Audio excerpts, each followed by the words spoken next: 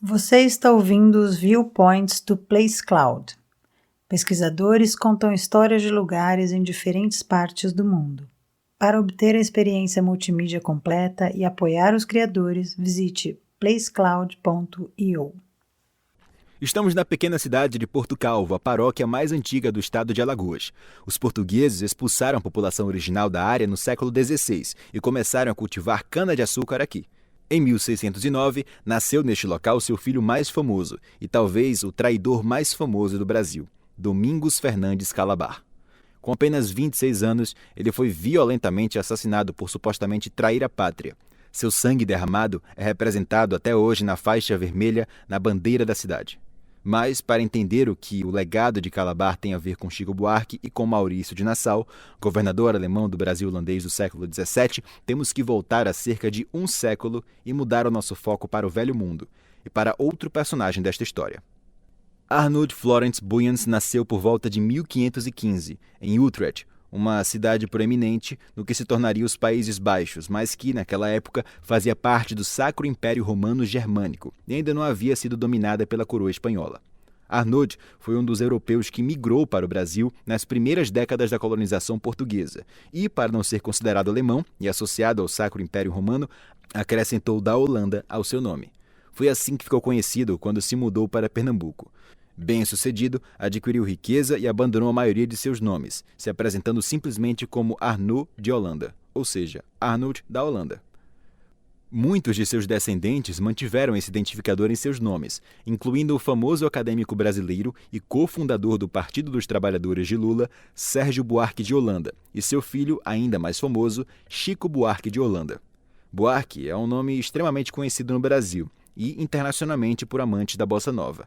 Para o resto do mundo, ele é o rosto do meme Happy Sad, na verdade, a capa do álbum de estreia de 1966. Durante a ditadura militar, na década de 60, Chico Buarque deixou brevemente o Brasil, como muitos outros artistas brasileiros, em um exílio autoimposto em Roma. E também, como muitos, retornou pouco tempo depois. Talvez pelos motivos que outro famoso músico brasileiro, Tom Jobim, capturou com a frase lendária, abre aspas, viver na Europa é bom, mas é ruim. Viver no Brasil é ruim, mas é bom, fecha aspas. Ainda sob a censura imposta pela ditadura, Buarque coescreveu uma peça de teatro em 1973, chamada Calabar, o elogio da traição, destacando a figura histórica de Domingos Fernandes Calabar, um soldado e contrabandista português que, após lutar contra os holandeses no Brasil do século XVII, mudou de lado e se juntou aos holandeses contra os lusitanos. Por isso, foi morto e esquartejado pelos portugueses, após ser capturado em uma batalha nos arredores do Porto Calvo, condenado por trair seu país, Portugal. A peça de Buarque era, na verdade, uma acusação contra a ditadura brasileira, questionando a caracterização de Calabar, séculos antes, não como um traidor, mas como um homem a serviço dos interesses do povo brasileiro, que sentia que precisava de apoio e proteção, independentemente de onde vinha. Buarque queria mostrar que a elite brasileira estava trabalhando contra o povo, e que aqueles que eram vistos como traidores, lutando contra o sistema, eram, na verdade, patriotas, da mesma forma que Calabar poderia ser visto como, de certa forma, o primeiro brasileiro lutando por seu país e seus compatriotas. Claro, a peça foi censurada e banida, como até mesmo o uso do nome Calabar foi proibido no título da peça. A censura veio na véspera da estreia da peça no Rio de Janeiro e Buarque e os 80 atores contratados tiveram que lidar com um cancelamento de última hora. A releitura que Chico Buarque fez da postura de Calabar como patriota não era completamente invenção sua. O historiador Romeu de Avelar já havia escrito, em 1938, um livro republicado em 1973, ano em que Buarque escreveu a peça, posicionando Calabar como um brasileiro, mesmo antes do Brasil existir como nação. Sendo nativo do Brasil, ele tinha todo o direito de lutar ao lado que escolhesse, uma vez que tanto os holandeses quanto os portugueses eram invasores do seu país natal.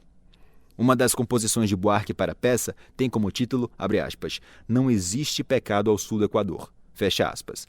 A letra não trata da vida de Calabar, mas é uma celebração da suposta sensualidade e sexualidade tropical.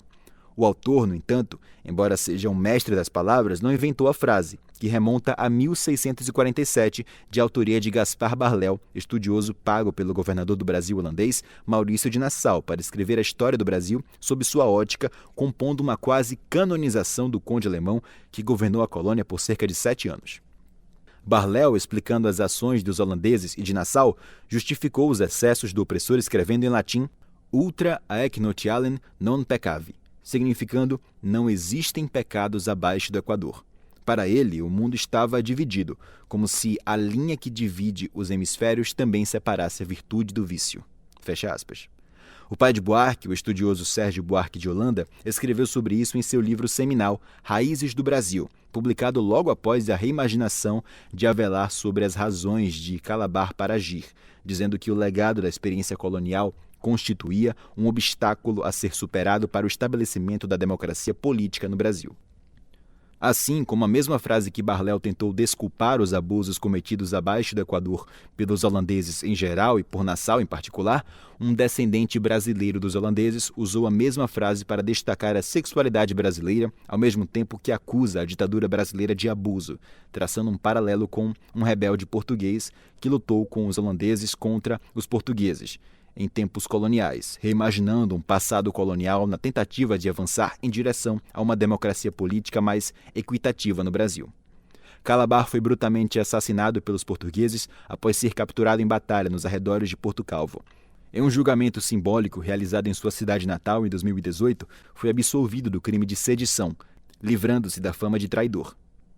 O veto à peça de Buarque foi retirado em 1980, quando as regras de censura foram um pouco relaxadas e o Brasil lentamente caminhava para o fim de sua ditadura militar.